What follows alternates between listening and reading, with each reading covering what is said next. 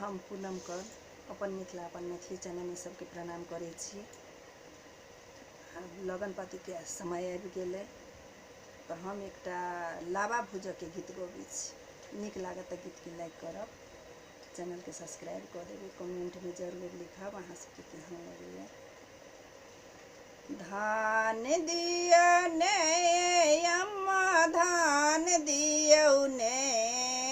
धान दियौ ने अम्मा धान दियौ ने, हम भूजब सियाल लाबा धान दिया ने, हम भूजब सियाल लाबा धान दियौ ने, इनाम दियौ ने अम्मा इनाम दियौ ने, इनाम दियौ ने अम्मा इनाम दियौ ने, हम भूजब सियाल लाबा धान दियौ ने, हम भूजब सियाल लाबा धान दियौ ने। माटी के चूल्हा अम्मा हमरा ने चाही, माटी के चूल्हा अम्मा हमरा ने चाही, सोना के चूल्हा मंगा दियौ ने, सोना के चूल्हा मंगा दिया ने,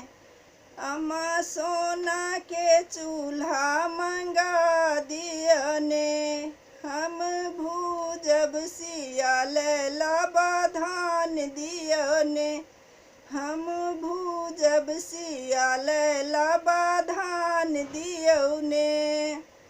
बाली ने चाही हमरा नथिया ने चाही, बाली ने चाही हमरा नथिया ने चाही,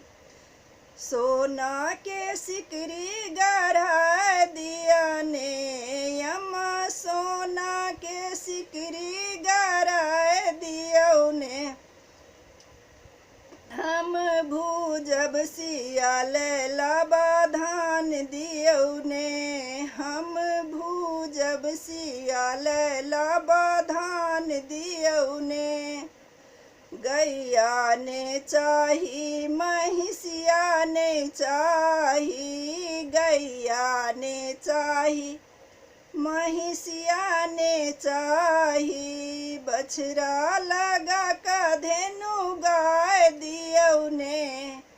अम्मा बछड़ा लगा का धेनु गाय दिया ने, हम भूजब सियाल लाबा धान दियौ ने, हम भूजब सियाल लाबा धान दियौ ने, धान दियौ ने अम्मा धान दियौ ने, हम भूजब सियाल लाबा धान दियौ ने, हम भूजब सियाल लाबा धान दियौ।